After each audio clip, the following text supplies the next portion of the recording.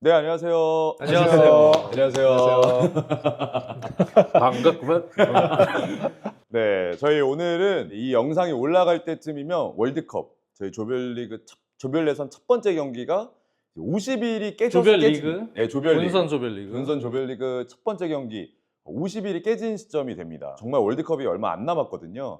그래서 우리가 첫 번째 경기와 두 번째 경기에 대한 어떤 분석을 더블 장 위원님과 함께 두 번째에서 촬영을 좀 해보도록 할 텐데요. 장장 콤비네요. 네, 장장 그리고 정 이렇게 콤비로 오늘 한번 진행을 해보려고 합니다. 일단 우리가 월드컵을 준비해 오면서 정말 이 아시아 지역 예선부터 그리고 최근에 있는 평가전들까지 많은 실험과 그리고 선수들의 변화도 좀 있었고 현재 이제 이 상태에 안착을 하게 됐는데 마지막 평가전에 어쨌든 결과가 그렇게 좋지는 못했잖아요. 그렇기 때문에 그거에 대한 리뷰와 앞으로 우리가 이제 어떻게 해야 될지에 대해서 이야기를 좀 해보도록 하겠습니다. 장 의원님이 보셨을 때 그리고 중계도 실제로 하고 계시니까 우리의 컨셉에 대해서 간략하게 한번 설명을 좀 해주실 수 있으실까요? 저는 팬의 입장에서 이 경기를 계속 팔로우하면서 우리가 사실은 동아시안컵 때부터 백스리 체계로 그렇죠. 바꿔서 운영이 되고 있는데 현대 축구가 백스리와 백포가 무의미한 단계이긴 해요. 그거는 이제 빌드업 시의 변화에 따라서 백스리 공격 시스템으로 공격 과정을 이루고 네. 수비할 때는 또 촘촘한 블록화된 4백 운영하에 수비가 되는 형태가 많기 때문에 그런 얘기를 하는데 지금 홍명보 감독이 동아시안컵 때 쭉 했던 그런 패턴은 사실은 요즘의 현대 축구에서의 그런 하이브리드 운영과는 거리가 있는 전형적인 클래식한 백스리에서 윙백의 포지션화를 이룬 그런 운영이었거든요. 그런 운영을 하는 팀들이 없진 않죠. 지난 시즌에 노팅엄이나 그렇죠. 뭐 몇몇 팀들이 아주 특성화된 그런 윙포드들의 기술적 역량과 스피드 그리고 원톱의 어떤 링커 플레이와 어떤 홀더 플레이 능력을 가진 이런 선수들을 잘 활용해서 정말 체계화된 그러한 컨셉을 가진 역습 위주의 그러한 실리적인 결과를 내기 위한 운영의 팀들이 있긴 있었습니다만 우리 대표팀은 저는 개인적으로 봤을 때 계속 마지막까지 사실은 기다렸어요. 그래도 이러한 체계에서도 어떤 우리가 색깔을 가지고 조금 더 밸런스 있는 컨셉의 운영으로 결과를 낼 수 있는지. 근데 이제 오스트리아전까지 딱 끝나고 나서는 일단은 요거는 조금 플랜 B에 대한 생각도 적극적으로 해볼 필요가 있을 것 같다. 원점에서 네, 이런 생각을 많이 했습니다. 그 이유는 첫 번째는 여러 가지 이유가 있겠지만 일단은 요즘에 거의 이번에 월드컵에 나오는 팀들도 비슷할 거예요. 보통 백스리에 기반한 1차 빌드업이 이루어지고요. 그렇죠. 네, 멕시코도 약간 비대칭, 가이로도 네. 올려서 비대칭으로 운영을 하거든요.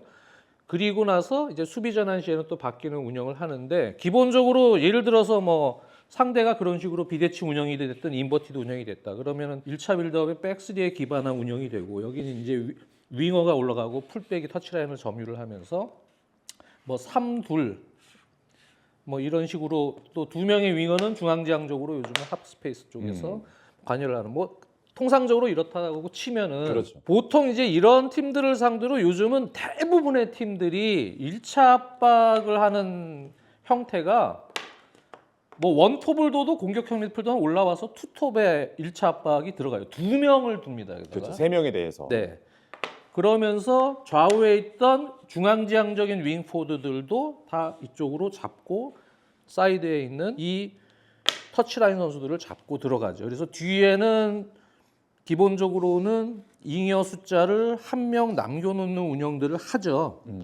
보통은 중앙 미드필더들이 있고 뭐 이렇게 있으면. 근데 이제 우리는 예를 들어서 컨셉이 우리 이제 홍명보 감독이 전적인 매니징 역할과 전술적 부분에 또 관여를 하는 역할을 하고 아로소 코치가 뭐 전술적인 부분을 많이 그래도 좀 관장하면서 조언을 한다고는 얘기는 들었는데 제 생각에는 그 아로소 코치나 이 코칭 스태프가 계속 해온 전술적 색깔들을 보면 일단 첫 번째로 컨셉이 모호하다.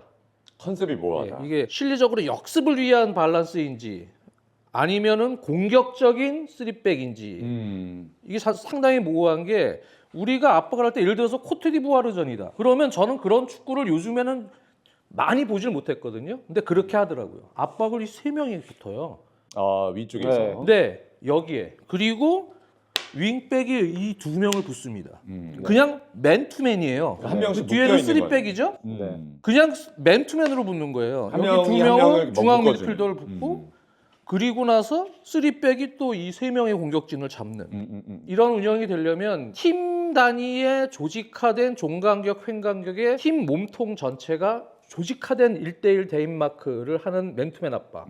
예를 들어서 비엘사 감독이 그 훈련을 클럽팀을 맡을 때 아주 강건하게 합니다. 그렇죠. 예전에 비엘사 같은 스타일. 그리고 미리 와서 상대가 돌지 못하게 체킹을 할 수 있는 그런 센터백들의 피지컬과 개인 기량들이 다 뒷받침돼야 돼요. 왜 그러냐면 여기는 숫자 한 명이 뚫려버리면 그냥 끝나버리기 끝나는 때문에. 그래서 요즘은 상대가 이 3둘 빌드업이든 이런 3명 기반한 빌드업을 할 때도 대인 압박을 거의 앞쪽에서는 같은 숫자로 붙이는 팀이 거의 없어요.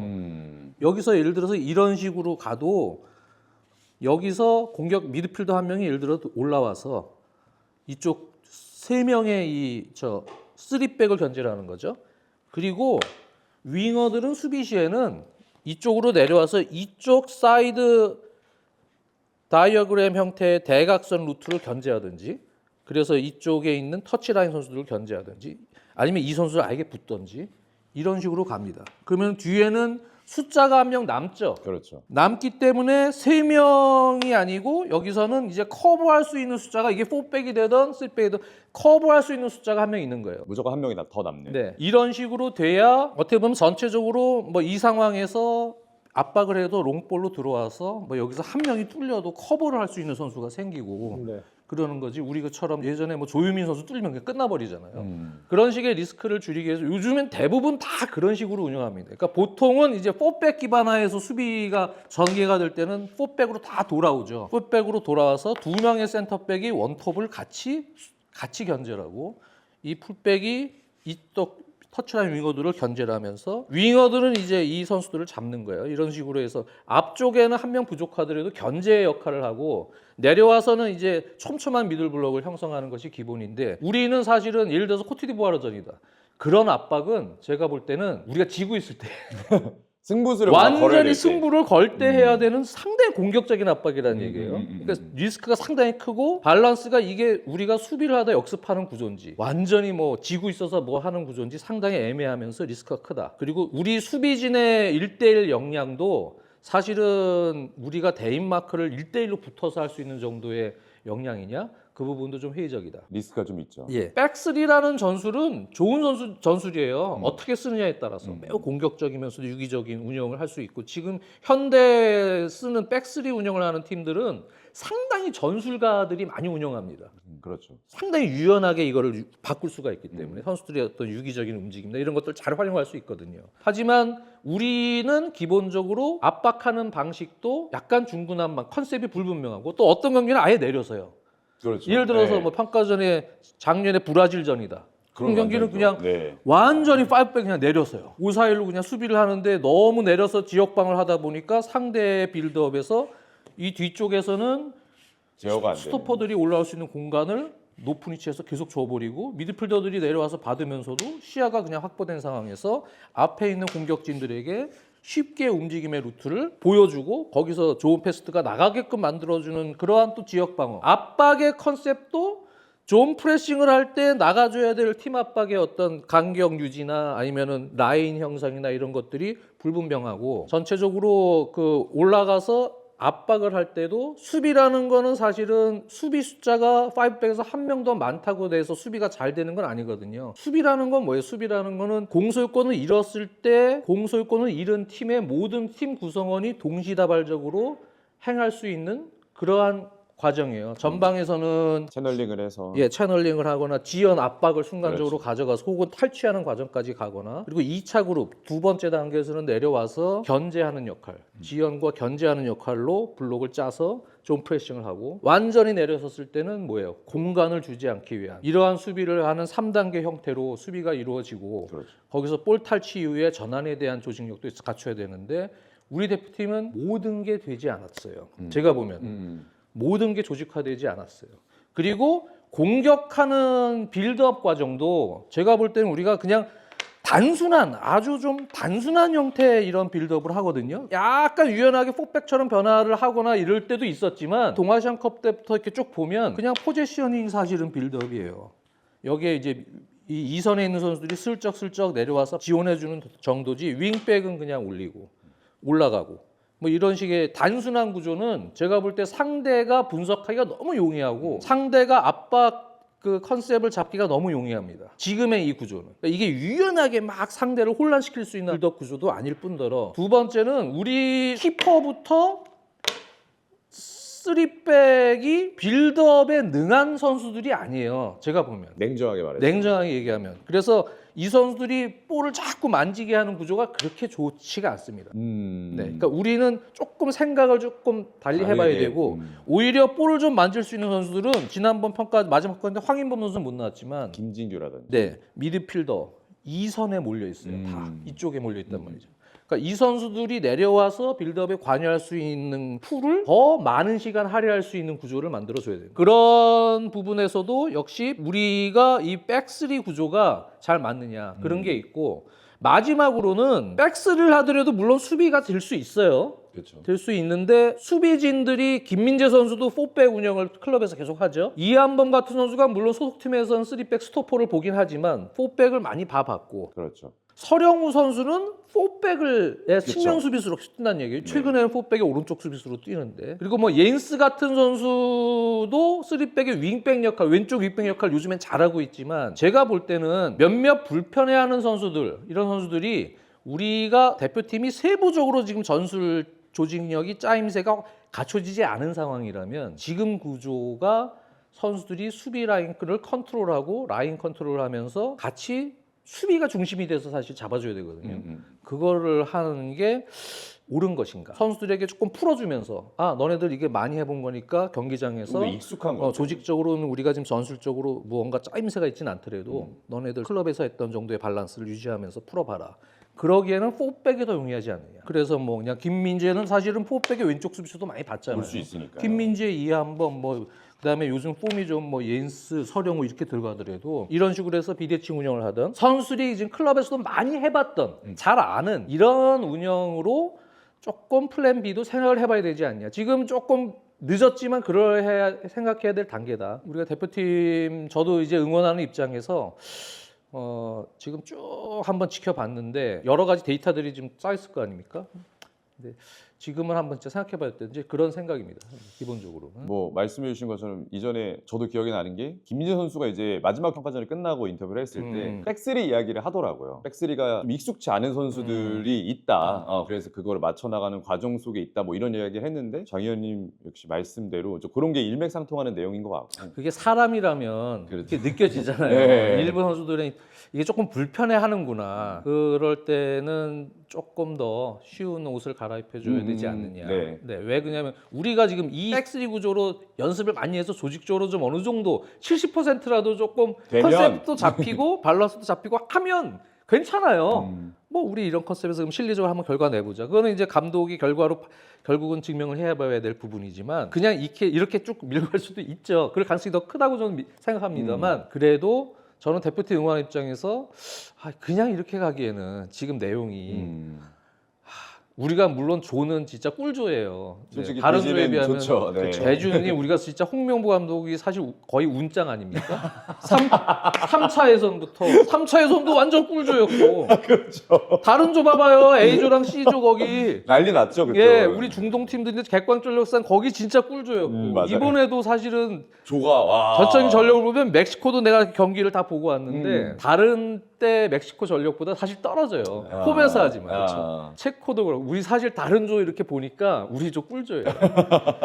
그럼에도 네. 우리가 지금 정도의 경기력을 밀고 나가면 우리 뭐 아시아 예선이든 뭐든 해도 상당히 힘든 경기 하잖아요. 내용적으로. 그렇죠. 그것보다 더 힘든 경기 할 수도 있다. 그렇기 때문에 조금 더 편하게 선수들 풀어줘서 조직적인 어떤 지시들이 어느 정도 들어가고 컨셉을 잡아주더라도 그렇게 하는 게 하나의 방법 아니냐. 그래서 미리 뭐 솔트레이크 가서 미리 전지 훈련들을 일찍 가서 한다고 네. 하는데 거기서 아마 평가전을 연습 경기를 한 2번 가질 것 같아요. 네네. 그럴 때 한번 그렇게 해보고 그때 판단해도 늦지 않다. 이거 계속 고집할 필요는 없다. 뭐 그런 생각입니다. 저 같은 경우도 근데 말씀해 주신 거에 동의하는 부분이 확실히 좀 많긴 해요. 왜냐면은 최근에는 공격 형태는 뭐 아까도 놓고 설명해 주셨지만 대부분이 공격은 종래에는 어차피 상대가 미들블록까지 물어놨을 때는 대부분은 3-2-5예요. 그러니까 뭐 어쩌고 막 누가 어디로 가고 할 수 있는데 3-2-5인데 근데 결국엔 그거죠. 누가 어디에 있게 할 거냐 그리고 누가 어디로 움직일 거냐의 문제인 거거든요. 저도 이제 작년에 이제 강원 있으면서 보게 되면은 4백이랑 5백을 혼용을 저희 같은 경우는 되게 많이 하는 팀이었어요. 특히 이제 상대 같은 경우가 강점이 조금 확실한 게 있다고 가정이 되면은 상대의 장점을 무력화시키기 위해서 어떤 경기에서 이제 5백을 하는 경우도 있었고 그렇지 않으면 4백을 하는 경우도 있었고 근데 여러 가지 경우들이 있어서 디테일은 다 있지만 조금 함축시켜서 그 두 개를 결정했던 상황 그러니까 4백을 왜 했냐 5백을 왜 했냐를 보게 되면은 4백을 하는 경우는 결국에는 압박을 조금 더 높은 지점에서 하기 위한 경우가 더 많았어요. 네, 공격적으로 왜냐면 그냥 상식적으로 생각해 보면은 예를 들어서 5백을 우리 지금 최근 대표팀이 했던 거 아까 뭐 저희가 코트디부아르전 또 얘기를 하기도 했었지만 코트디부아르전도 이제 압박을 3명에서 했다고 말씀해 주셨는데 그 경우는 5-4-1로 미들블록 수비를 하려고 했던 게 아니고 기본적으로는 5-2-3인 거죠. 하이프레싱을 할 때 5-2-3으로 했던 건데 5-2-3으로 한다고 하더라도 결국에는 예를 들어서 그냥 단적으로 4-4-2보다 한 명이 적어요. 그렇죠. 압박을 할 때. 한 명이 적고 물론 그날 이제 하이프레싱하고 역습으로 찬스들이 꽤 있긴 했는데 근데 그것도 이제 생각을 해봐야 될 부분은 뭐냐면 무조건 숫자가 많다고 좋은 건 아니지만 3명으로 압박을 한다는 말인 즉슨 공을 뺏은 직후에 득점을 할 수 있는 위치에 있는 것도 3명밖에 3명이라는 거예요. 반면에 그냥 제일 일반적으로 많이 쓰는 4-4-2 같은 경우에 압박을 하더라도 보통은 그래서 저는 얘기할 때 4-4-2는 트랜지션 하면은 4인 역습이다. 그렇죠. 라고 얘기를 하거든요. 단적으로 숫자만 봐도 이제 4명이 되게 되고 특히 하이 프레싱을 할 때는 뺏었을 때 전제가 그거잖아요. 상대 백라인이 정렬되지 않았을 때 그 말인즉슨 직관적으로 봤을 때 상대 수비 라인의 선수와 선수의 간격이 벌어져 있을 때 한 명이 적은 거는 완전히 다른 얘기죠. 네, 완전히 다른 얘기인 건데 그런 관점에서 봤을 때 그러니까 결국엔 생각해야 되는 거는 기회 비용이죠. 기회 비용인 거예요. 이게 과연 우리가 그날도 뭐 골대를 맞추고 하긴 했지만 결국엔 득점을 하지는 못했고 그 이후에 이제 맨투맨 형태로 압박을 하다가 골을 먹혔잖아요. 저는 솔직히 평가전은 말 그대로 평가전이니까 시행착오를 충분히 겪을 수 있다고 생각해요. 그날에서 뭐 안에서 대표팀 코칭 스태프 안에서 어떤 결론이 나왔는지는 모르겠지만 지금 저희가 하고 있는 얘기를 전제로 해보면 이런 결론이 나왔을 수도 있죠. 예를 들어서 3인 형태로 하이프레싱을 해서 공의 소유권을 되찾는다고 하더라도 우리가 득점할 확률이 그 작은 차이지만 적다. 그 되려 하이프레싱을 하다가 상대가 한 번이라도 그걸 풀어 나왔을 때 맨투맨 형태가 됐을 때 전형적으로 딱 조유민 선수가 먹힌 게 그거잖아요. 그렇죠. 왜냐면 완전 1대1이에요. 그냥 무조건 1대1이에요. 근데 그렇게 했을 때 골을 넣을 마진보다 골을 먹힐 마진이 더 높다? 그러면 여기서는 이제 분명히 조금 이걸 재고해 볼 만한 얘기가 있다고 생각이 돼요. 3-2-5 얘기로 다시 좀 돌아가서 얘기를 해보면은 공격할 때 같은 경우에 예를 들어서 공격할 때 보면 그냥 백라인만 놓고 얘기해보겠습니다. 3-2-5라는 게 가져가는 가장 큰 이점은 결국엔 그거예요. 4명 대 5명. 제일 이제 까다로울 수밖에 없는 건 풀백이거든요. 풀백이 기본적으로 수비라는 거는 4-4-2로 놓는다고 치면 기본적으로는 수비는 항상 안쪽을 먼저 우선적으로 막을 수밖에 없어요. 왜? 안쪽은 열리게 되면 어떻게 돼요? 수비가 개입할 수 없게끔 공이 전개가 돼요. 근데 안쪽을 막고 일단 사이드로 가면 사이드는 그래도 공에 개입할 수 있는 상황이 나온단 말이죠. 결국에는 근데 풀백은 계속 여기서 걸리는 거야. 안쪽으로 가면 어디로 가요? 바깥쪽에 사이드가 열리고 사이드를 의식하면은 또 안쪽이 열려버리고 여기가 중요하구나. 이것 때문에 계속해서 문제가 생기는 건데 여기서도 뭐 물론 꼭 그럴 필요는 없습니다만 아까도 저희가 얘기했던 것처럼 결국에는 4백 기반으로 뭐 한국은 보통 이제 업계 용어로는 튼다 그래요.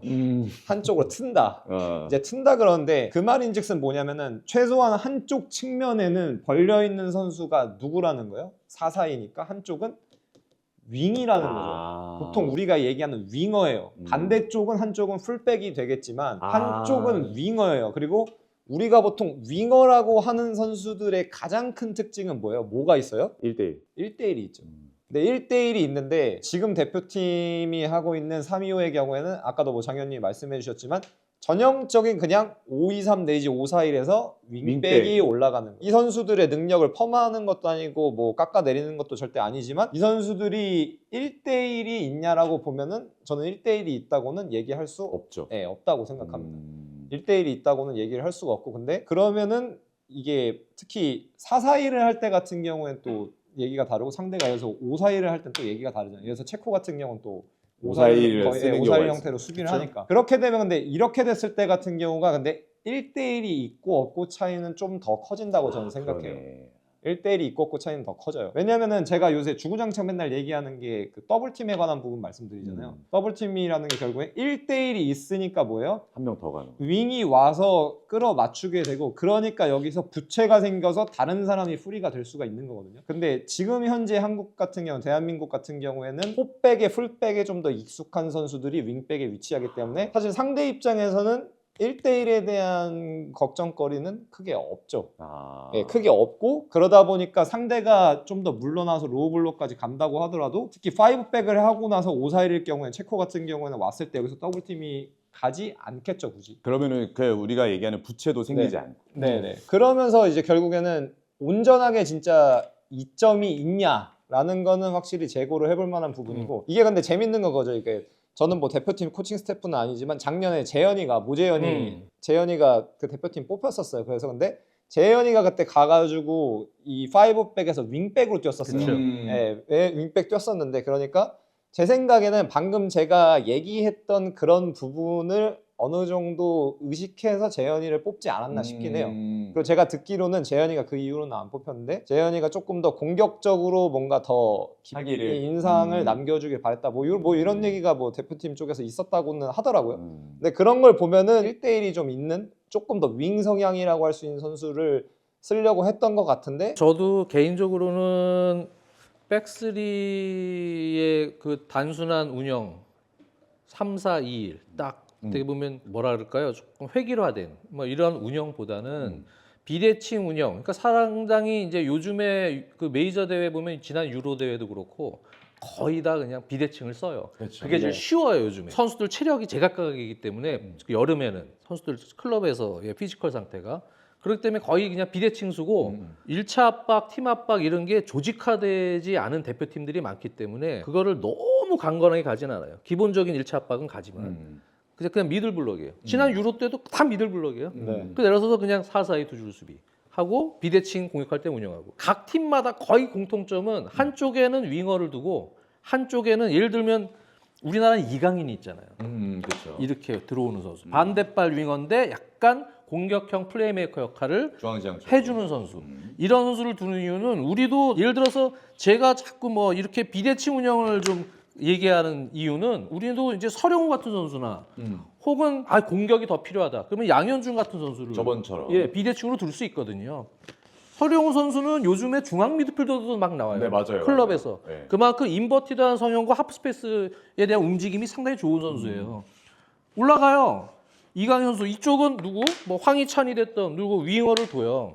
우리나라 구조는 이강인 선수를 적절히 살려줘야 되고 그럴 때 비대칭 운영을 하면서 뭐 예인스 같은 선수의 커버하는 선수의 중앙 미드필더 역할을 하나 지정을 해주든지 그래서 여기서는 뭐 이런 밸런스가 나갈 때 들어가 밸런스 뭐 이렇게 커버를 해준다든지 뭐 이런 식으로 상대 숫자에 맞춰서 운영을 하고 우리는 선수들의 장점을 조금 더 극대화시킬 수 있는 운영이 돼야 된다. 앞쪽에 있는 공격진의 정말 장점들 얘네들을 볼을 많이 만지게 해줘야 되거든요.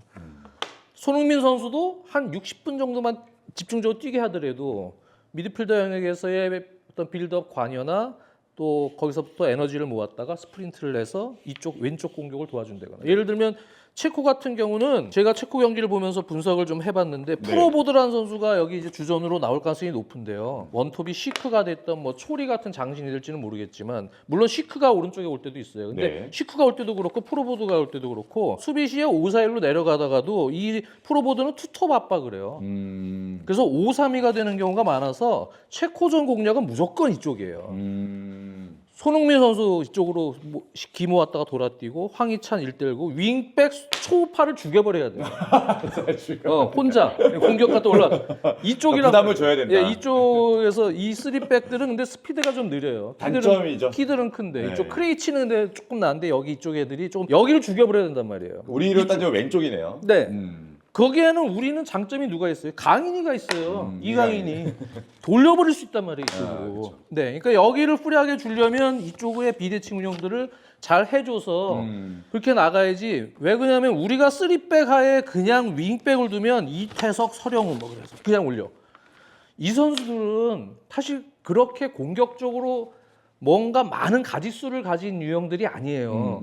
이태석이나 뭐 이런 유형들이 유형이 아닌 거죠. 예, 이태석도 물론 뭐 인버티드한 운영을 할 수는 있는 선수고 서울 시절에도 가끔씩 하긴 했지만 윙어가 아니잖아요, 저 형들이 파괴력 있는 돌. 그러니까 이 선수들로 하여금 사이드 터치라인을 맡기면 안 돼요. 우리 힘들어져요. 크로스 정도밖에 안 된단 말이에요. 그러니까 이쪽은 황희찬이는 전문 윙어와 손흥민의 어떤 협력 시너지.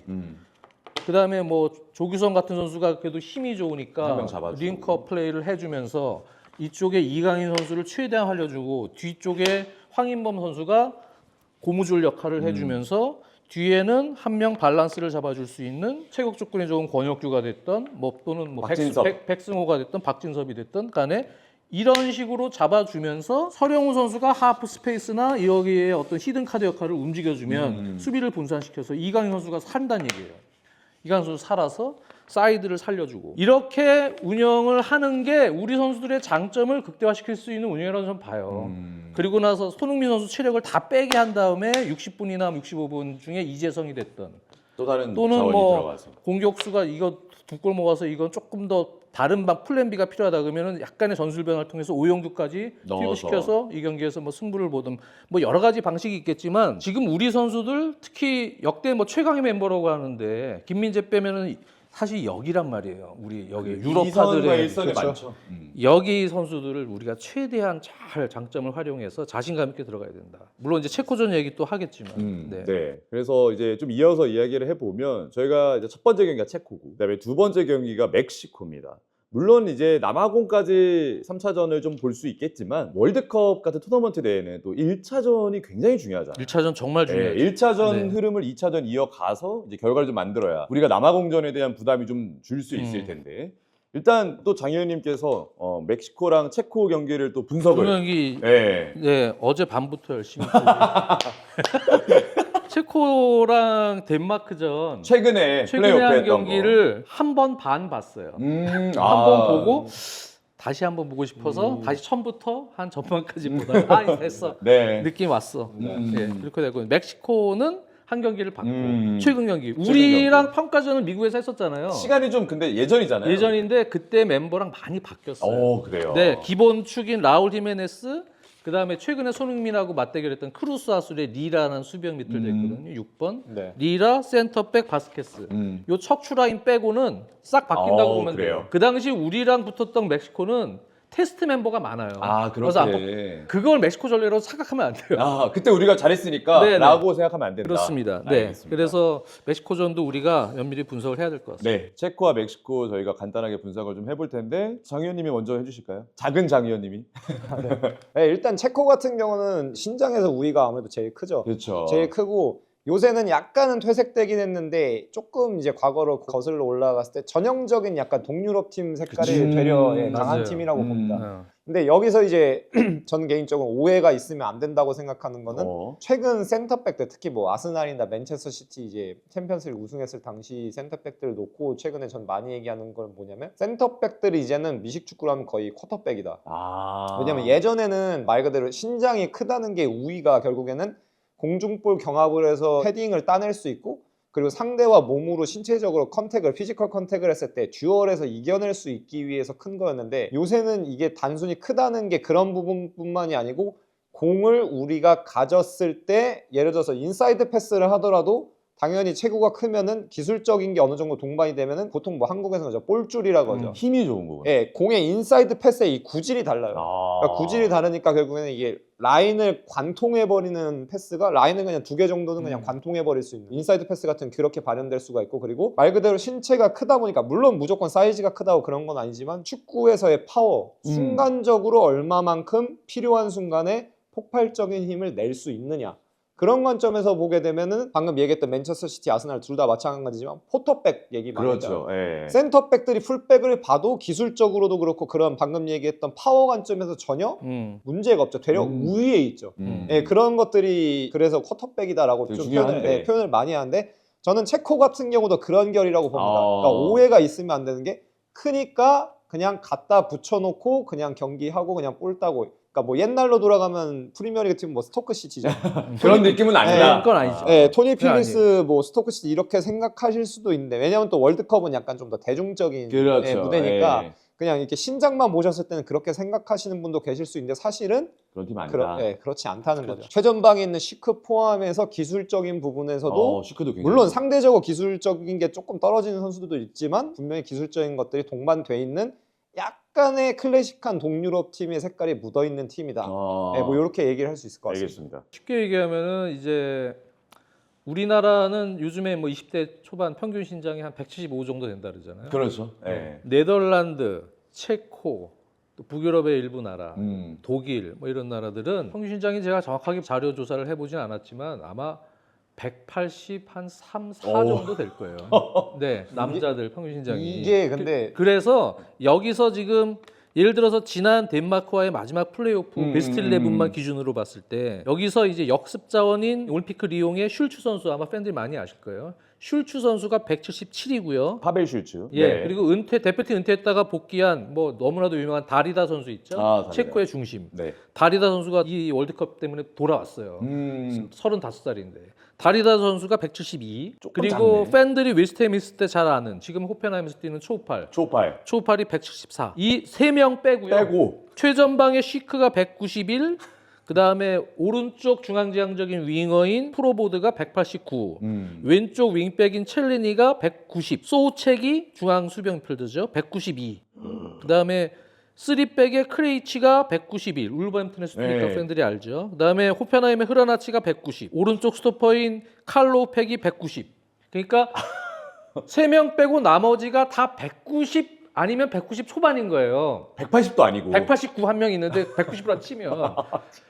근데 이 키가 와. 사실은 우리로 보면 그냥 한 180 정도 되는 정도의 키인 거예요. 평균적으로. 시장. 그러니까 순발력들이 다 있어요. 키가 네. 우리가 보면 와 190이니까 느리겠지 네. 이렇게 생각하지만 아니다. 밸런스가 좋은 키예요. 와. 운동선수 키인 거예요. 거기서는 체코. 물론 여기서 아주 특출나게 조금 발 빠르고 기술적인 선수가 있긴 하지만 이 팀은 이제 기본적으로 키들이 다 크다고 장 코치가 얘기한 대로 스토크 시티처럼 엉덩이 무겁고 막 이런 선수들이 아니고 아니다. 기본적으로 기동력이 다 있다. 네. 그래서 이 팀을 보면은 덴마크가 사실은 내용에서 완전 밀렸어요. 완전 밀렸다. 네. 그래서 전반부터 맨투맨 프레싱이 매우 좋아요. 엄청나게 들이대요. 피지컬로. 근데 순간적인 순발력들이 다 앞에서 좋기 때문에 아주 빠르게 압박을 해주고 그다음에 그 압박이 뭐 우리 흔히 공을 소유시해도 수비할 때 뭐 채널링 뭐 이렇게 하라고 하지만 하죠. 네. 전체적인 압박에 대한 움직임의 횡간격, 종간격이 매우 좋아요. 그런 수비적인 부분을 이 코우펙 감독이 잘 만들어 놨더라고요.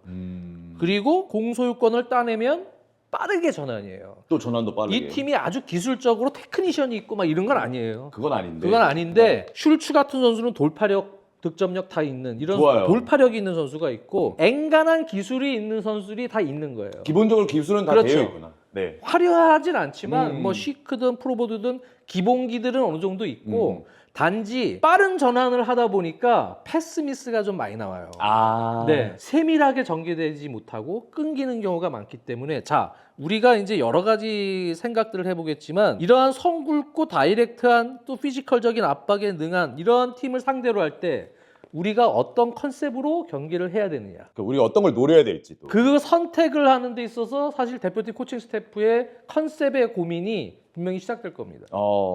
장 코치님이라면은 어떻게 할지. 그러면 어떻게? 뭐 아까 압박 같은 경우 체코 말씀해 주셨는데 이제 5-4-1이랑 약간 5-3-2의 혼용 형태잖아요. 예, 혼용 형태인데 구조적으로만 봤을 때는 그럴 경우에는 포백을 하는 게 확실히 유리한 부분이 좀 있습니다. 그래요. 왜냐면은 이게 어느 정도 내려앉았을 땐 약간 5-3-2 형태가 되고 근데 완전 하이 프레싱하면 그냥 약간 5-2-3처럼 돼서 그냥 맨투맨 형태로 오는 경우가 꽤 많거든요. 우리가 최근에 평가전까지 봤을 때 같은 경우처럼 전형적인 그냥 5-4-1이었다가 공격대 3-2-5로 갔을 때 발생하는 문제는 뭐냐면은 체코 같은 경우는 예를 들어서 그러니까 쉽게 얘기하면은 덮어 씌워지죠. 아. 그냥 큰 거리를 이동하지 않더라도 자연스럽게 구조가 이제 덮어 딱 씌워지니까 맞아, 아구가 맞아버리니까 그냥 자연스럽게 맨투맨 형태가 되기가 쉬워요. 선발 라인업으로 만약에 그 형태를 가져간다고 하면은 선발 라인업으로 어떤 선수를 넣을지는 모르겠습니다만 그러면 거기서 벗어나려면 비교적 큰 폭으로 위치 변화를 줘야 돼요. 선수들한테. 그러네. 근데 이게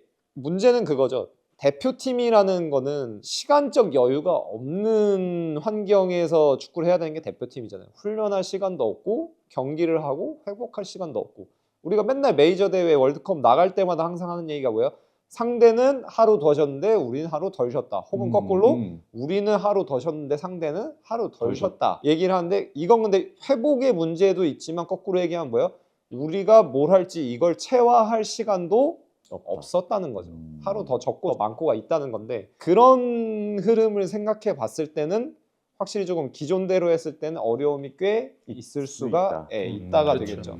모르겠습니다. 그냥 근데 이거는 뭐 해봐야 아는 거니까. 그리고 선발 라인업 같은 경우도 미리 정해놓긴 사실 너무 이제 아직 뭐 최종 명단도 그렇죠. 안 나왔고 네네. 하긴 한데 구조적으로만 놓고 봤을 땐 그런 부분 때문에 포백으로 하는 게 조금 더 이점이 있을 수가 있고 제 생각에는 그리고 어쨌든 간 뭐 이쪽에는 이쪽에 강점이 있는 거고 우리도 우리의 우리는 또 우리의 강점이 그쵸. 있는데 아까도 뭐 전력 면에서 저희가 역대 최고다 뭐 이런 말씀을 해주셨는데 저는 그게 조금 더 디테일하게 표현하면 이거라고 생각해요. 선수 개개인이 가지고 있는 기술적인 부분에서가 역대 최고다. 대표팀급 중에서 어. 최고다 라고 생각이 되기 때문에 시스템적으로 봤을 땐 포백을 할 수도 있고 안 할 수도 있겠지만 최대한 근데 구조적으로 수적 우위를 가져가서 그 기술적인 우위가 최대한 부각되게끔 경기를 하는 게 맞지 그렇죠. 않나 생각은 합니다.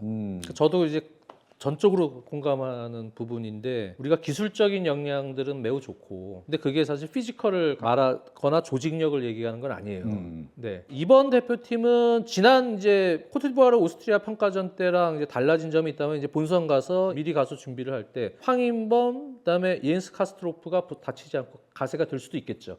뽑힌다면 네. 물론 옌스가 뽑힌다는 내가 단정 지을 수는 없지만 지금 뽐이면은 뽑아야죠. 뭐, 네. 지금 매우 잘하고 있으니까. 가능성이 있는. 네, 공격적으로도 아주 좋은 능력 계속 보여주고 있고 윙백에서 그러면 황인범, 옌스가 새로 가세한 대표팀의 선수들의 이제 월드컵 본선 나가면 동기부여 조금 다를 거예요. 그렇죠. 동기부여 다른 상황에서 우리는 이제 과달라라에서 해발 1,500m입니다. 거기서 1, 2차전을 치러야 되기 때문에 체코도 어떻게 준비를 뭐 하는지는 모르겠지만 그래도 이제 환경적인 적응을 좀 하고 그다음에 이번 월드컵 같은 경우는 1차전과 2차전의 간격이 좀 있어요. 체력적인 일주일 정도. 네, 일주일 정도 체력적 네. 세이브를 할 수 있는 시간이 있기 때문에 에너제틱한 운영을 할 수 있는 여건이 되는 거죠. 여건이 되기 때문에 선수들한테 좀 그런 피지컬적인 부분을 강조하고 그다음에 이제 역시 가장 중요한 상대팀 분석에 따른 플랜 설정, 컨셉 설정 이거를 이제 대표팀이 어떻게 하느냐 거기에 이제 조금 더 쉽게 입혀주면 선수들이 거기서 그걸 풀 수 있게끔 해줘야 되는데 제가 보면 체코전 같은 경우는 1차적으로 든 생각은 기존에 그냥 이 3백에서 손흥민을 최전방에 원톱으로 놓는다? 뭐 예를 들어서 이런 운영하면은 좀 쉽지 않겠다. 왜냐하면 상대가 압박하는 속도나 피지컬이 물리적으로 가는 것이 너무 좋기 좋아서 때문에. 현재 우리의 빌드업 체계로는 여기서 결국은 주다가 횡패스, 백패스 하다가 롱킥을 많이 할 것 같아요. 처음에 네. 잘 풀어가지고 나오기가 초반에 이 체코의 어떤 압박의 강도나 동기부여가 체코도 2006년 월드컵 이후에 오랜만에 들어왔잖아요. 20년 만에 나오는 거죠. 엄청난 동기부여로 1차전을 들어갈 거예요. 그렇게 피지컬로 밀었을 때 체코는 어떤 생각하겠어요? 밀어붙이자. 야 저기 피지컬로 상대를 일단 하는 게 우선일 거예요. 그냥 들이밀 거예요. 체력도 그쪽이 제가 보면 절대 밀리지 않는다고요. 그럴 때 우리 롱킥이 많은데 손흥민이 있다? 그러면 롱킥을, 여기 크레이치, 흐라나치, 칼로우팩 이게 잡혀 먹는 거예요. 공중볼, 세컨볼 따기가 쉽지 않고 그렇기 때문에 일단은 롱볼이 나가더라도 헤딩으로 조금이라도 유리한 위치로 떨궈주거나 버틸 수 있는 선수 조규성은 이기는 게 있어야겠다. 이거는 뭐 세트피스 수비를 하는 데 있어도 마찬가지입니다. 그렇죠. 네. 그리고 손흥민 선수를 상대방 수비를 끌어들일 수 있는 그러한 낚시 역할로 왜냐하면 이 팀도 상당히 종간격, 횡간격 컴팩트하게 밀고 들어서 압박을 하거든요. 낚시 역할을 할 수 있도록 또 여기서 한 60분, 65분 정도 빌드업에도 관여를 해주면서 들어올 수 있게끔 세컨 스트라이커 공미 역할로 수행하면서 조규성은 일단은 들어올 필요가 있겠다. 그리고 앞서 말씀드린 대로 3백 빌드업보다는 역시 백포로. 4백의 비대치 운영을 통해서 아까 그런 부분들 이강인 선수의 프리한 공간을 좀 살려주면서 탈압박을 하는데 이쪽에서 내려와서 제일 우리가 그래도 잘할 수 있는 선수 4백에서 김민재나 뭐 이한범이 됐던 다른 선수가 됐던 간에 이쪽에서 어쨌든 패스 공급만 되면 황인범, 이강인 또 손흥민의 어떤 링커 플레이 여기에 수비를 커버해주는 한 명의 어떤 도움이 이건 수비 쪽 역할 해준다면 요 세 명이 혹은 또 이재성이 선발 들어갈 수도 있지만 그래도 제일 우리 입장에선 탈압박을 편하게 할 수 있는 발밑이 좋은 선수들이다. 그 1대1에서 순간적으로 한 선수 정도를 탈압박할 수 있는 또 역량이 있는 선수들이다. 이렇게 생각이 든다면 우리는 조금씩 초반에는 버티는 힘을 만들면서 조규성이나 이런 선수들로 하여금 반전의 역습 카드도 들어갈 수 있는 기회를 살리고 그다음에 이제 상대의 어떤 압박에 대한 패턴이 익숙해졌을 때 그 다음부터는 가지고 놀 수 있어야지. 오히려 상대를 압박 들어오면 이제 패스해서 이 팀이 근데 또 수비적으로 대인 마크를 많이 붙다 보니까 간격이 벌어지는구나. 원터치로 풀면은 그냥 뽕뽕뽕 한쪽 밸런스가 깨지는 경우가 많아요. 우리는 오히려 그런 걸 그다음 흐름부터는 살려줄 필요가 있다. 그러기 위해서는 이런 비대칭 운영이 효과적이지 않느냐. 그러면서 선수들 내려왔을 때 완전히 내렸으면은 또 이 두 줄 블럭을 통해서 간격을 조금 더 편안하게 맞출 수 있는 키로 하는 그 수비하기는 쉽지 않거든요, 이 팀을. 결국은 간격으로 수비를 해야 돼요. 간격으로 수비를 하려면 그러한 밸런스를 중앙 쪽을 촘촘하게 잡아주고 사이드를 약간 열어주면서 순간적인 프레싱을 가더라도 그렇게 할 필요가 있다. 그러려면은 현재 5백 구조에서 얼리 크로스 공간을 내주는 것보다는 현재 5백이 좀 안 좋은 게 너무 나가기다 이쪽 공간을 너무 많이 내주거든요. 그러면 이제 그냥 크로스 통해서 우리가 너무 많은 실점 위기가 있기 때문에 크로스를 주지 않으려면 그래도 두 줄 블록, 4백에 기반한 그런 블록에서 아까 얘기했던 그런 식의 두 명 압박과 견제가 이루어지면서 또 미들 블록하고 그렇게 쉽게 가는 게 좋지 않나 그렇게 생각을 하고 마지막에 우리가 혹시 먼저 그런 식의 운영으로 선제골을 넣었다. 그러면 이제 이 팀은 촐이라는 2m짜리 공격수도 있잖아요. 2m인가요? 예. 이 선수까지 투입해서 나중에는 고공 공격으로 그냥 계속 막 때려 때려볼 텐데 네. 그럴 때 준비할 우리의 수비 히든 카드도 한 명 정도는 있어야 되지 않나요? 이 경기의 어떤 특성화된 박호영! 우리 강원의 박호영! 박현 선수가 신장이 어떻게 되죠? 호영이 거의 2m죠. 와 진짜 크네요. 네. 그리고 이미 리그에서 검증이 되긴 했죠. 그쵸. 이 자이언트 대공권에 킬러. 예. 있어서. 지난 시즌 보면 뭐 말컹, 사박, 그쵸. 콤파뇨 다 그래서 이제 뭐 막았으니까. 체코전용 수비수 근데 전략적으로도 필요할 수 전략적으로. 있지 않나요? 네. 네. 그런 생각을 합니다. 이게 그리고 뭐 멕시코전도 마찬가지고 뭐 다른 경기들도 다 마찬가지지만 월드컵은 비교적 준비 시간이 긴 단판성 대회잖아요. 되게 특수성이 있는 경기죠. 그러다 보니까 물론 뭐 리그도 다 마찬가지입니다만 저는 상대적으로 아까 말씀하신 플랜 설정, 즉 전략의 아이디어 관점이 전 굉장히 중요하다고 생각을 해요. 왜냐면은 이제는 정보전 개념은 사실 없으니까 다 그렇죠. 까놓고 하는 거잖아. 야 너네도 우리 거 봐, 우리도 너네 거 볼게. 볼게인데 같은 걸 보더라도 이 팀을 예를 들어서 체코라는 팀을 보더라도 누구는 이렇게 공략해야지, 누구는 이렇게 공략해야지, 누구는 이렇게 공략해야지. 이 팀의 장점과 약점을 파악하면서 다 다른 결론이 나올 거란 말이죠. 그렇죠. 근데 중요한 거는 다 다른 의견을 가질 수도 있지만 결과적으로 그래서 누가 더 효율적인데 누가 더 어떤 포인트를 공략을 잘 하는 데가 핵심적인 건데 공격을 할 때 특히 이제 저 같은 경우는 체코는 상대적으로 이제 본인들이 압박은 잘하지만 본인들이 또 공을 가졌을 때 압박을 당할 경우에서의 대처는 그렇게까지 좋은 편은 아니라고 생각을 그쵸. 하기 때문에 특히 백스리 같은 경우 그래서 압박을 할 때도 이제 트리거 포인트, 압박을 시작하는 지점을 어디로 할 거냐. 예를 들어서 뭐 파리 같은 경우 이제 루이스 엔리케라는 감독이 이제 그런 걸 되게 잘합니다. 루이스 엔리케 같은 경우 항상 대표적인 거 있잖아요. 그 아라오 예전에 퇴장당해서 바르셀로나 퇴장당했던 경기 지난 그 시즌이었죠. 다큐멘터리 보면 거기서도 나오는데 그 아라오 퇴장이 괜히 나온 게 아니에요. 그 다큐를 보면 나와요. 세뇨르 아라오, 그러니까 이 아라오 미스터 아라오는 좋은 선수지만 약점이 있다. 그걸 파고든 거구나. 공을 가졌을 때 판단이 좋지 않기 때문에 압박을 이렇게 해서 트리거를 여기서 당겨서 하면은 여기서 무조건 볼 소유권 돌아온다고 했는데 정확하게 그 하기로 한 대로 압박해서 볼 뺏기니까 어떻게 해요? 가서 퇴장 파발에서 이발시킨 거야. 퇴장당한 거거든요. 근데 그게 전략이거든요. 온전하게 아이디어거든요. 그냥 다 똑같이 압박을 하는 게 아니고 누구를 정확하게 어떤 상황에서 공략할 거냐. 그 압박 트리거 포인트를 당기면은 거기서 또 이제 연쇄작용이 일어날 수가 있는데 체코 같은 경우가 저는 다른 팀보다는 특히 그런 부분에서 조금 더 포인트가 있지 않나 생각합니다.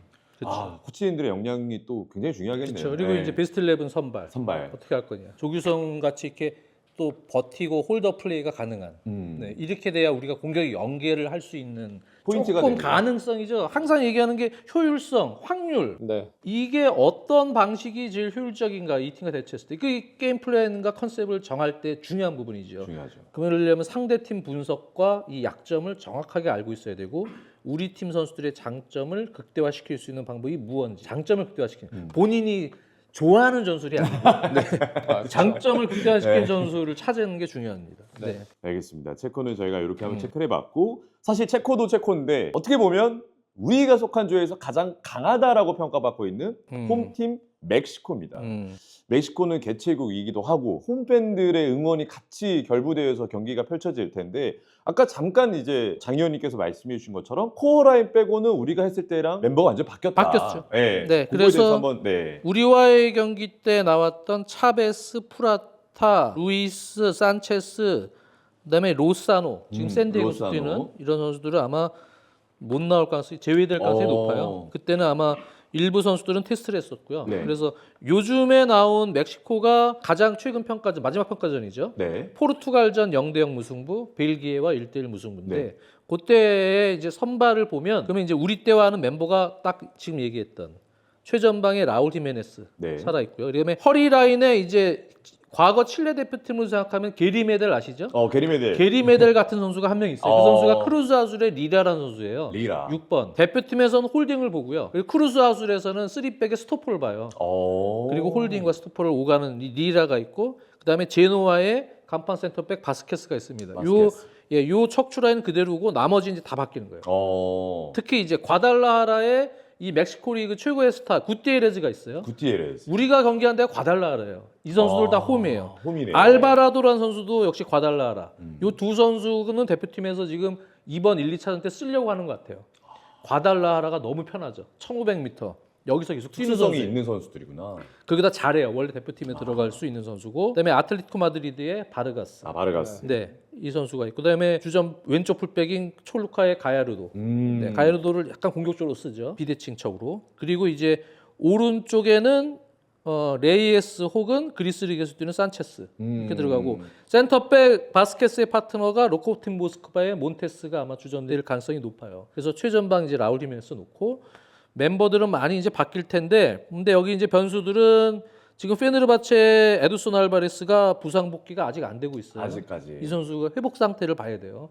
이 선수도 허리 라인에서 중요한 역할을 수행하는 선수인데 이 선수가 지금 빠질 수 있고 그다음에 히메네스 산티아고 AC 밀란의 산티아고 히메네스가 요즘에 이제 부상 복귀해서 회복 중이거든요. 네네. 이 선수가 이제 가세가 될 수 있고 그다음에 여기가 이제 주전이 될 수 있거나 또는 백업에서 교체로 될 수 있는 선수가 요즘 사우디 리그 득점 2위인 키뇨네스입니다.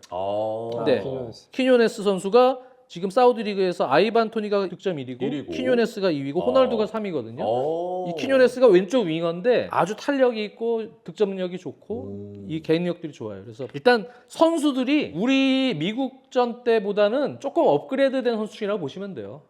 우리가 미국 가서 미국 가서 평가전 했을 때 그때는 이제 한 1.7군 정도, 1.6군이라고 테스트였구나. 이거 보시면 되고 이제 이번에 진짜 베스트가 네. 딱 나와서 이 현장에 잘 적응이 돼 있는 선수들 포함된 이 라인업입니다. 그래서 기본적으로 스쿼드는 상당히 세고요. 그리고 아기레 감독은 뭐 팬들이 워낙 아시다시피 유명하죠. 뭐 옛날부터 이강인 선수의 이강인 선수 마요르카 했을 때도 그렇고 뭐 예전 일본 대표팀 있을 때는 뭐 그렇죠. 끝이 좋지 않았지만 그 전에 진짜 옛날 한일 월드컵 때도 맡아갖고 다 월드컵 경험도 많고 경험이 굉장히 많은 두 번이나 월드컵 이 멕시코 끌고 가서 운영을 했고 전술도 사실은 이 감독은 상당히 유연해요.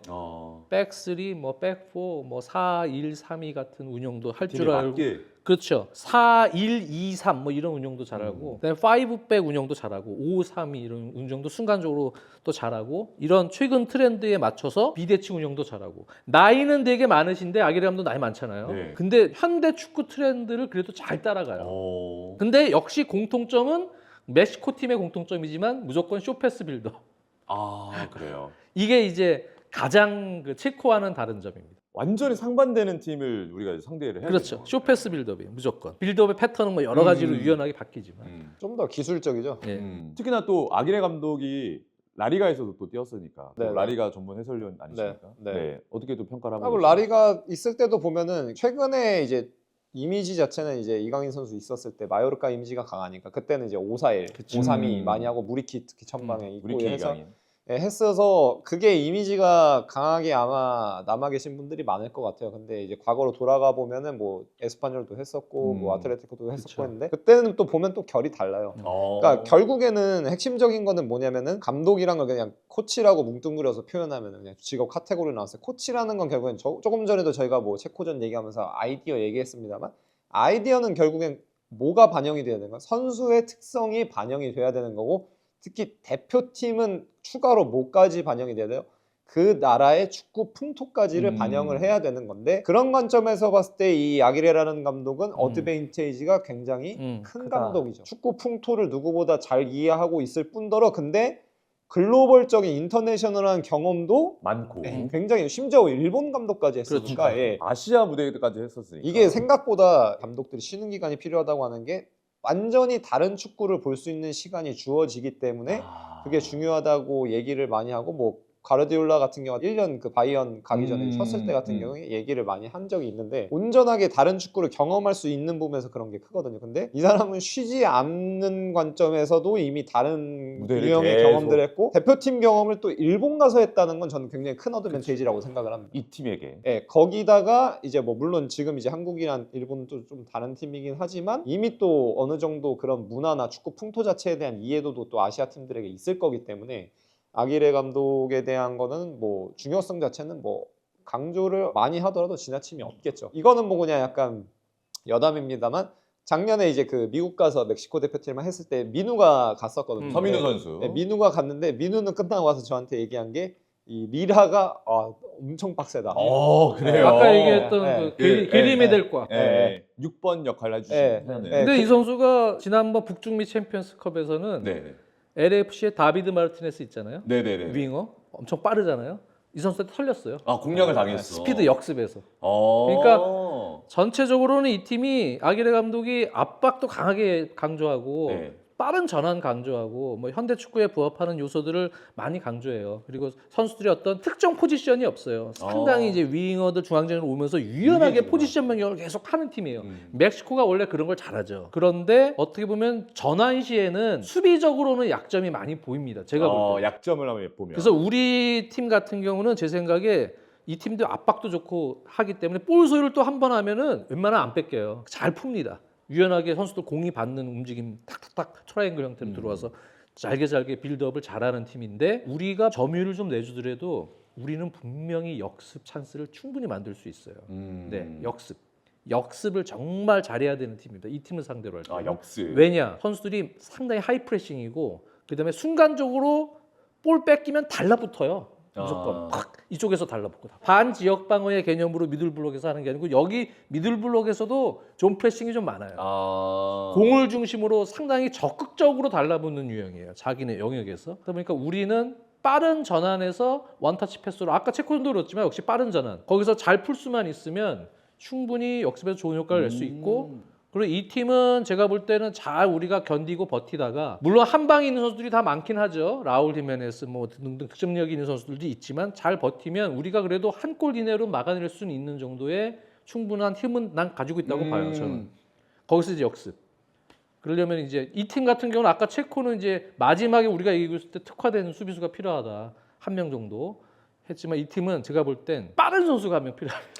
속도. 우리가 진짜 빠른 윙어, 역습에 특화된 후반에 조커로 나와서 방점을 찍어줄 수 있는 윙어 좀 부족한 편이거든요. 예전에 그래도 뭐 엄원상이 엄원상. 됐던 네. 예전에 독일 가기 전에나 베를린 가 있을 때 이동준이 가끔 그런 역할을 몇 번 들어간 적이 있거나 뭐 이런 수가 있었지만 지금은 사실은 우리가 진짜 날쌘돌이 윙어가 지금 없잖아요. 양현준 그나마 뽑아보면. 양현준을 예. 윙백으로 친다 그러면 예. 요즘에 윙어로 또 나오잖아요. 나오긴 하니까요. 셀틱에서는 오른쪽 윙어로 나오니까 그런 캐릭터가 좀 필요하다는 그렇죠. 말씀이시죠? 그런 캐릭터 필요해서 양현준 같은 카드를 잘 활용하든 아니면은 이제 캐리거들 중에서 혹시나 좀 괜찮은. 한두 명 정도 바꿀 수 있으면 그런 색깔 있는 조커 이런 조커도 필요하다 그런 생각입니다.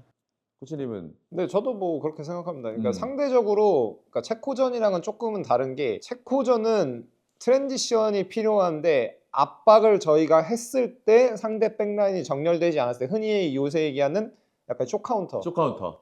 네, 느낌에서 이제 압박을 어떻게 할 거냐랑 그 이후에 공을 뺏어서 이제 쇼카운터를 해서 득점까지 갈 수 있느냐의 여부가 조금 중요할 것 같고 물론 뭐 경기다 보니까 다양한 상황이 나오겠지만 그게 조금 더 포인트라고 생각을 하고 반면에 멕시코전 같은 경우에는 조금 다른 유형이어서 우리가 미들블록으로 수비를 하다가 이쪽에서 지공을 하다가 공을 뺏겼을 때 그러니까 조금 더 전형적인 그렇죠. 우리가 생각하는 역습인 거죠. 네. 이쪽이 공격을 하다가 우리가 공을 뺏었을 때 미들블록 정렬돼 있다가 쉽게 얘기하면 상대의 백라인의 뒷공간이 어느 정도 열려 있을 때 이제 역습을 해서 거기서 결실을 낼 수 있느냐가 중요할 것 같은데 뭐 방금 같은 경우는 뭐 후반전 교체 카드로는 뭐 양현준 선수 말씀해 주셨고 사실은 근데 그 부분에선 저희는 제일 확실한 카드가 있잖아요. 손흥민이라는 카드가 손흥민 있으니까. 있고 이 경기는 이제 조규성 대신 오용규 같이 오히려 조금 또 더 이런 예. 카드 같은 거 같이 들어갈 수 예. 있고 그래서 약간의 이제 스쿼드 조정은 또 필요한 경기죠. 그러면서도 같이 또 우리 축구도 점유율은 한 6대4 정도 밀리더라도 4 정도의 우리가 그래도 힘이 있으니까. 힘이 예. 있기 때문에 그런 네. 어떤 조직적인 부분도 우리가 살려서 우리도 지공 상황에서 골을 넣을 수 있는 정도의 힘은 필요하고 특히 멕시코로 상대할 때는 또 우리가 어떻게 보면 셋피스나 이런 것도 잘 노려야 돼요. 네, 그런 부분에서도 오히려 김민재나 요즘에 뭐 오용규 선수도 파괴력이 있으니까 뭐 이런 선수들도 잘 활용해서 준비를 좀 네, 잘 해야 될 플레이를 것 하면 이 팀은 이제 키가 큰 편은 아니니까 음. 전체적으로는 그러니까 우리가 이제 그런 부분은 잘 활용할 수 있습니다. 알겠습니다. 저희가 그러면 마지막 짧게 그동안 이제 이야기 좀 많이 했으니까 역시 우리는 자코지님이 앞서 말씀해 주신 것처럼 가장 강력한 카드 손흥민이 있는데 손흥민이 이제 1차전과 2차전에 어떠한 쓰임새로 좀 쓰이면 좋을까 여기서 아주 간단하게 코멘트를 좀 들어보고 싶거든요. 일단, 저는 기본적으로 65분, 70분. 네, 그러니까 요즘에 손흥민 선수의 폼을 고려하면 체력 상태나 이런 거를 이제 리그를 계속 보잖아요, 제가. 네네. 특히 이렇게 트랜지션이 많고 강한 프레싱이 들어오는 팀 그런 월드컵 같은 무대에서는 제가 볼 때 한 70분 맥시멈, 네, 65분 이때까지 활용을 아주 적극적으로 시키고 그리고 이제 나머지 시간은 다른 카드들이 우리 벤치에 있잖아요. 다양하게 있죠. 다양하게 그렇게 교체를 통해서 계속 압박의 강도를 앞에서도 유지를 시켜주고 그리고 이제 여러 가지 연계나 뭐 이재성이 됐던 아니면 이강인이 뭐 중앙으로 오고 뭐 오른쪽에 다른 선수가 들어가던 뭐 여러 가지 선수 조합을 통해서 톱을 바꾸든 그렇죠 아예. 톱을 바꾸든 네. 어쨌든 그렇게 해서 그렇게 우리는 이번에 중간중간에 이제 22분마다 또 작전 시간도 있고 하이드레이션 브레이크. 예 그런 까지 다 활용을 하면서 손흥민 선수를 충분히 90분 욕심내서 쓸 필요는 없고요. 이 선수의 장점을 극대화시키는 시간대에서 다른 선수들 좋은 선수들이 많기 때문에 교체 카드를 풀로 활용해서 피지컬로 에너제틱한 운영을 계속 유지할 수 있게끔 만드는 것이 중요할 것 같다. 시간대 활용이 굉장히 중요할 것 같다. 네, 그렇게 하기 때문에 저는 기본적으로는 1, 2차전을 고려해 보면 최전방 원톱은 조금 고립될 수 있는 영향이 있고요. 세컨 스트라이커로 전방위적으로 한 65분 정도 여러 역할을 수행해 주면서 공격에서 순간적으로 또 스프린트까지 나갈 땐 나가주고 압박도 나갈 땐 나가주고 이런 역할을 해줄 수 있는 세컨 스트라이커 혹은 그 원톱 조규성 혹은 오용 바로 뒤 거기서 후리하게 움직일 수 있게끔 그렇게 해줬으면 좋겠어. 저 같은 경우도 9번으로 나오는 거는 사실 조별 라운드 때는 9번으로 나올 경기는 없지 않나 싶긴 해요. 네. 왜냐면은 결국에는 9번으로 놓는 거는 상대적으로 다른 부분에선 잃어버리는 게 있되 골대랑 상시 가까운 곳에 위치시켜서 득점에 대한 가능성을 좀 높인다는 건데 근데 그런 스탠스를 취하는 것 자체가 저는 약간 우리가 닦아놓고 봐서 객관적인 전력에서 좀 많이 밀린다 싶으면은 진짜 거의 역습 극대화로 조금 더 포커스를 많이 맞추고 가는 경기인 건데 조별 라운드 때는 그 정도의 경기는 저는 없다고 생각하거든요. 그래서 9번을 놓는 경우는 없는 것 같고 굳이 따지자면 역할 자체는 저는 약간 뭐 정확한 건 아닙니다만 그냥 굳이 비유하자면은 이 포케티노 감독 있을 때 손흥민 선수 역할이랑 조금 더 비슷하게 가면 괜찮지 않을까 싶어요. 저는 그냥 개인적으로는 좀 왼쪽 예, 왼쪽 네. 나와서 플레이를 하고 그때 나왔을 때 같은 경우에 결국엔 예를 들어서 뭐 오영규 선수가 나올지 뭐 조규성 선수가 나올지는 모르겠습니다만 오영규 선수 같은 경우 이제 저도 최근에 이제 중계하다 보면은 이제 반라인 정도 떨어져서 받는 플레이도 꽤 좋고 예, 터키도 센터백들이 전반적으로 신체적인 조건이 꽤 좋은 좋죠. 편이에요. 예, 좋은 네네. 편이에요. 근데 오영규 선수 같은 경우는 좀 긍정적인 거는 이게 선수가 시간이 지날수록 뭔가 원래도 약점은 아니었는데 좀 더 완전한 의미의 온전하게 스트라이커 9번이 돼가고 있다는 게 좀 많이 보이더라고요. 그래서 센터백 같은 경우가 한 명 끌려 나오게 되면은 손흥민 선수도 거기서 대각선으로 들어갈 수 있죠. 뒷공간 들어가는데 뭐 거의 도사다 보니까 특히 동선으로 봤을 때도 이강인 선수 같은 경우는 나오게 되면 결국 오른쪽 측면 쪽에서 대각선으로 안으로 들어올 거기 때문에 왼쪽 측면에 손흥민 선수가 있으면은 그게 아다리가 맞죠. 동선이 자체가 그렇죠. 왼발로 대각선으로 이제 하프 스페이스에서 공 잡으면은 상대 백라인을 이제 바라보면서 이강인 선수가 공을 잡을 수 있고 손흥민 같은 경우는 또 손흥민 선수는 그 대각선으로 들어갈 수가 있어서 그런 식으로 조금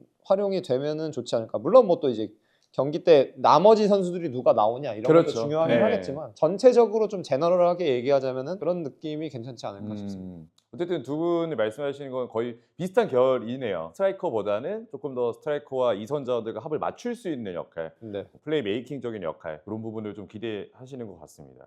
저희가 이제 월드컵 최종 명단도 곧 있으면 발표가 되죠. 얼마 안 있다 발표가 되고 그다음에 월드컵이 이제 진짜 얼마 안 남았기 때문에 오랜만에 정말 허심탄회하게 처음부터 끝까지 그쵸. 네, 쫙 얘기를 해보면서 전술적인 이야기와 중계를 또 하고 계시는 전체적인 맥락에 대한 이야기를 좀 해봤는데 잘했으면 좋겠습니다. 네. 그러니까 이제는 이제 응원을 해야죠. 네. 이제 우리 팬들이 할 수 있는 피드백은 끝났어요. 끝났어요 이제.